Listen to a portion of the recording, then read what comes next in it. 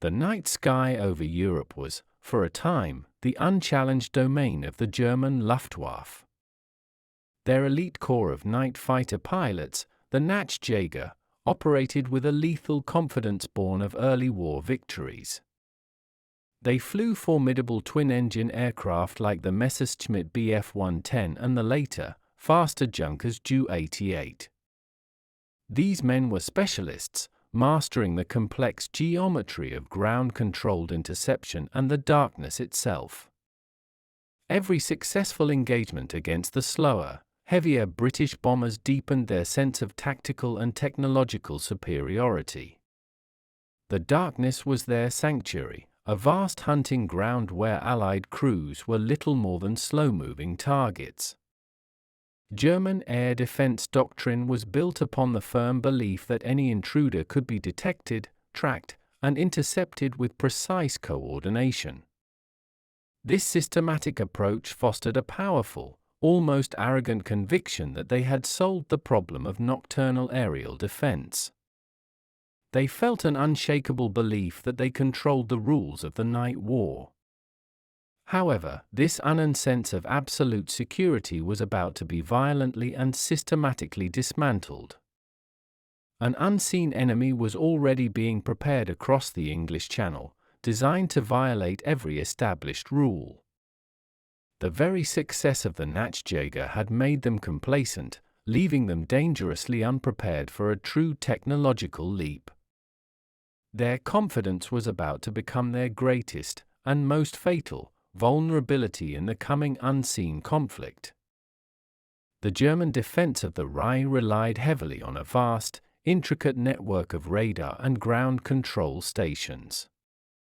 This system, masterminded by General Joseph Kammhuber, was known to the Allies as the Kammhuber Line.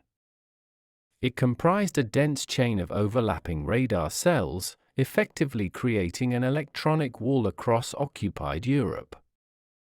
Within each cell, specialized long-range Freya radars detected the incoming bomber stream's initial approach. Then, highly accurate Wurzburg-Reese radars provided precise tracking of individual bomber targets from the ground. A single German night fighter was then meticulously guided by radio instructions into the vicinity of a single Allied bomber. The system was methodical, predictable, and initially devastatingly effective against the Allied heavy bomber forces. German crews learned to trust the calm, measured voices of their ground controllers more than their own eyes in the dark. The Himmelbett defense turned the night sky into a carefully choreographed, three-dimensional shooting gallery for the Nachtjäger. Allied bombers suffered unsustainable losses, forcing the RAF to constantly seek new ways to blind or overwhelm the defenses. This complex system was designed to handle one enemy at a time, a tactical inflexibility that was its undoing. The sheer volume of Allied bombers was one problem, but a completely new kind of individual threat was another. The German air defense was a masterpiece of static defense, but it was fundamentally unprepared for a dynamic, high-speed intrusion. The core of the German defense was the centralized control afforded by the Himmelbett system's technology. Each night fighter interception was a collaborative effort between the pilot and the ground control room. The ground controller visually tracked both the German fighter and the Allied bomber on their separate radar screens. They issued precise vector and altitude corrections to the pilot, guiding them like a remote-controlled weapon. The fighter pilot's job was simply to fly the correct course until his own short-range radar picked up the target. This simplified the pilot's workload and maximized the chance of a successful, controlled interception. The predictable nature of this system, however, was immediately recognized by Allied intelligence. The RAF quickly learned the precise boundaries and operational routines of each Himmelbett box along the defense line. They developed counter-tactics, such as Imandrel, which jammed the early Freya warning radars from the ground. More famously, the Allies introduced a window, small strips of aluminum foil drop to confuse the Wurzburg tracking radars. These countermeasures forced the German system to become more reliant on the skills of individual crews. Yet, even after the introduction of jamming, the heavy German fighters remained the primary threat to the bomber streams. The Himmelbett system's structural reliance on two-way communication and ground tracking remained a vulnerability. It was designed to fight a fixed-speed enemy, and its reaction time was simply too slow for a true aerial greyhound. The creation of the de Havilland Mosquito began with a proposal that was met with utter disbelief by the British Air Ministry. Geoffrey de Havilland championed the radical idea of an unarmed, high-speed bomber constructed almost entirely of wood. This concept defied the established military thinking that demanded heavy defensive armament and armor for survival. De Havilland argued that speed alone was a superior form of defense against any known or future interceptor aircraft. His team chose a composite material of plywood and balsa wood, glued and molded into an incredibly smooth, efficient shape. This choice was not only for aerodynamics but also to conserve vital, scarce aluminum for fighter production. The wooden construction gave the Mosquito a remarkably clean aerodynamic profile, free of the drag of rivets and metal joins. It was powered by two of the most powerful engines available, the Rolls-Royce Merlin, renowned for their incredible output. The Air Ministry only reluctantly approved the project after months of internal debate and skeptical opposition. The resulting aircraft was an engineering marvel, a lightweight airframe carrying immense power.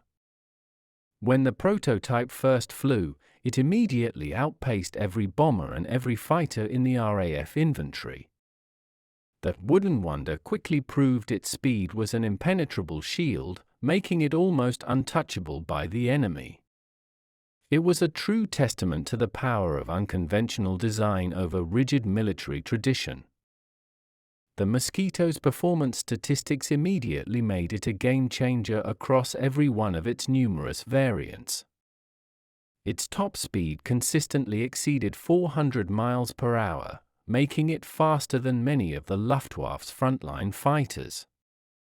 The aircraft could also climb to high altitudes rapidly, challenging the operating ceilings of the German interceptors.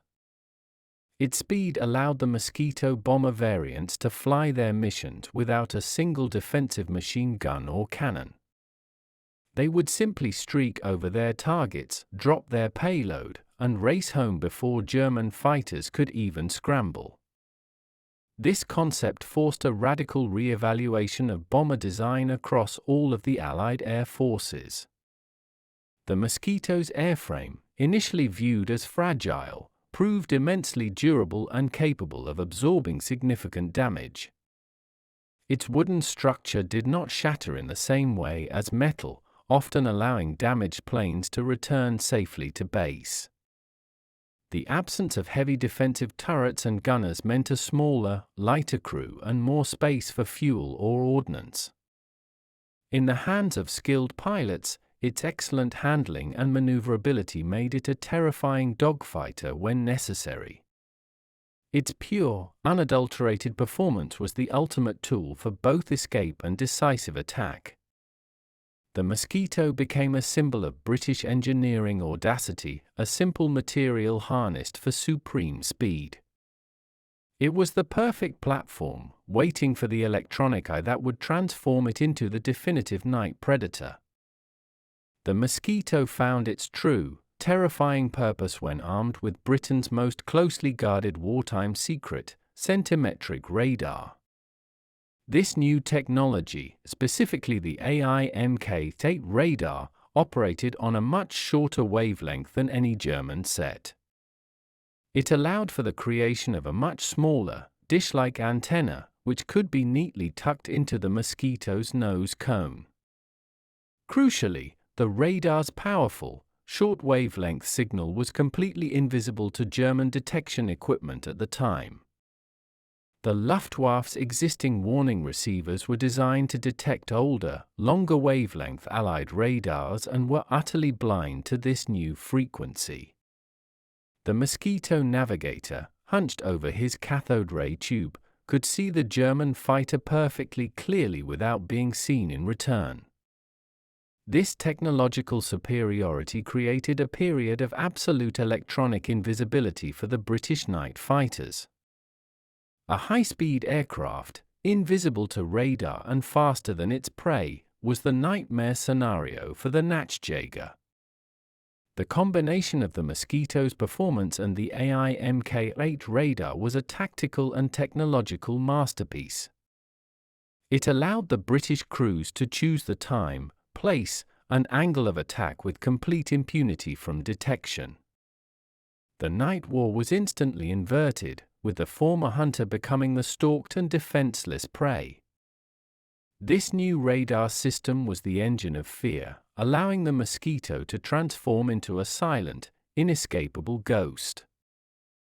The British did not merely use the Mosquito to defend their own skies, they sent it deep behind enemy lines on offensive missions. These were the dreaded intruder missions, aimed at disrupting the German night fighter infrastructure at its source.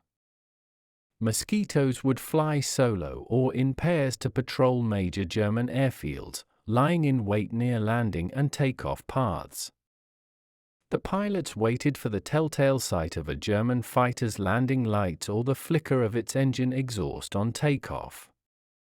They would attack the German aircraft at their most vulnerable moments, often just as the crew was relaxing after a long sortie. The goal was to inflict damage and, more importantly, to sow chaos and paralyze the entire German defense system. These attacks forced German crews to fly dangerously non-standard, unlit approach and departure patterns. The constant threat led to fatigue, accidents, and a reluctance to land or take off at predictable times. The psychological impact was devastating, shattering the German pilot's sense of security even at his own base. The German air staff was forced to divert vital resources to ground defense, drawing fighters away from the main bomber stream. The Mosquito became an omnipresent terror, operating with impunity deep within Fortress Europe's inner sanctum. It was a true measure of air superiority when the enemy could be hunted even as they prepared for or returned from a mission. The sudden, brutal nature of the Mosquito's attacks created immediate confusion and panic among the German crews.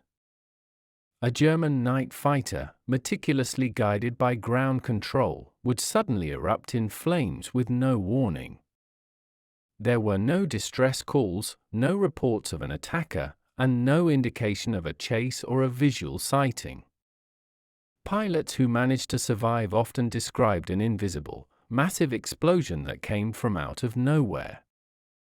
The German ground controllers were often the first to realize the horror, watching the blip of their own aircraft suddenly vanish from the radar scope. Their electronic countermeasures were silent, their radar warning receivers completely inert during the final, fatal seconds. The speed of the Mosquito was such that the attack was over before the victim's brain could even register the threat. This created the terrifying mythology of the wooden phantom or the invisible killer among the Nachtjäger. The lack of an identifiable enemy was far more unsettling than a visible, fair fight in the night sky. German High Command initially struggled to identify the attacker, confusing the losses with operational accidents or bomber gunners. The reports of a fast, silent, twin-engine aircraft were initially dismissed as the confused ravings of shell-shocked survivors. But the pattern of sudden, complete kills in controlled airspace soon became undeniable and deeply troubling. The Mosquito's speed and precision were also utilized in spectacular daylight raids that further damaged German morale. These raids showcased the aircraft's multi-role capability and its almost untouchable status in the air. One of the most famous missions was Operation Jericho, the low-level attack on Amiens prison in 1944. The target was a Gestapo prison holding hundreds of French resistance fighters slated for execution. Mosquitoes flew at extreme, literal treetop level to evade detection, striking with pinpoint bombing accuracy. They breached the prison walls and the guards' mess hall, allowing hundreds of prisoners to escape into the chaos. The raid was a stunning success, demonstrating the aircraft's ability to strike a highly defended target in daylight. For the German command, it was an embarrassing public display of the Luftwaffe's utter failure to defend its own airspace. An aircraft that could operate so brazenly and successfully by day was exponentially more terrifying by night. The raid cemented the Mosquito's legendary status as an unstoppable force in both darkness and daylight. It proved that the Luftwaffe no longer held unchallenged air superiority over any part of its occupied territory. The threat was no longer theoretical, it was a proven, terrifying reality capable of any mission. Faced with mounting, unexplainable losses, the German High Command finally launched a desperate technological scramble. They realized the British were using a completely new wavelength of radar that their detection equipment could not perceive. The top priority was to develop radar warning receivers capable of detecting the S-band emissions of the AI-Mk8. This resulted in the rushed development and deployment of receivers like the Naxos and Flensburg systems. These receivers could passively detect the Mosquito's radar, offering a precious few seconds of warning to the German pilot. However, a warning was not a solution, and the Mosquito was often too close and too fast for an effective evasive maneuver. The Luftwaffe also attempted to counter the Mosquito's speed by increasing the performance of their own aging fighters. They stripped down the heavy Junkers Ju-88s and fitted more powerful engines in a desperate attempt to gain marginal speed. New tactics were also developed, such as the wild boar method, which moved away from rigid ground control. This tactic increased chaos, but it also left the German pilots isolated and even more vulnerable to the intruder's ambush. The German efforts were always reactive, trying to catch up to a technological lead they could not fully grasp. They were constantly one step behind, fighting the previous war while the British had already moved on. The constant, unanswerable threat of the Mosquito began to erode the psychological fortitude of the German pilots. The formerly confident Nachtjäger were forced to operate under a continuous, crushing state of anxiety and fear. Their supreme faith in their technology and their systematic doctrine had been utterly betrayed by a wooden airplane. Every successful evasion was merely a temporary reprieve, not a sign of a successful counter-tactic. The veteran aces, accustomed to being the infallible masters of the hunt, now felt like defenseless, stalked prey. They often flew with an unsettling, chronic doubt in their equipment, their controllers, and their very survival. The stress of the invisible enemy led to severe operational fatigue, decreasing their combat effectiveness and increasing accidents. Many pilots began to see ghosts in the darkness, reporting non-existent contacts and becoming overly cautious in their flying. The entire concept of a controlled interception had evaporated, replaced by a chaotic, unpredictable free-for-all. The problem for the aces was existential. Their vast experience was suddenly useless against an invisible, electronic opponent. The Mosquito successfully targeted not just the German aircraft, but the very psychology of the fighter crews. It turned the most confident pilots in the Luftwaffe into weary, demoralized victims of a weapon they could not fight. The de Havilland Mosquito's legacy is a story of innovative design triumphing over conventional military wisdom. It proved that speed, intelligence, and electronic superiority were more valuable than defensive firepower and heavy armor. The Mosquito pioneered the concept of the multi-role combat aircraft, excelling in every role it was assigned. It forced the German Air Force into a futile, costly technological and strategic arms race they could not possibly win. The aircraft became a symbol of Allied ingenuity and the effectiveness of integrated airframe and radar development. Its success led to a fundamental shift in post-war aircraft design, moving toward lighter, faster, and more electronically sophisticated planes. The Mosquito's very name remains synonymous with the sudden, surgical strike and the terror of the unseen enemy. It is a powerful historical lesson about the fragility of military doctrine when confronted by truly revolutionary technology. The pilots who once feared nothing were ultimately defeated by the constant, agonizing dread of the uncatchable wooden phantom. The Mosquito forever changed the night war, ensuring that aerial supremacy would always belong to the fastest and the most electronically advanced.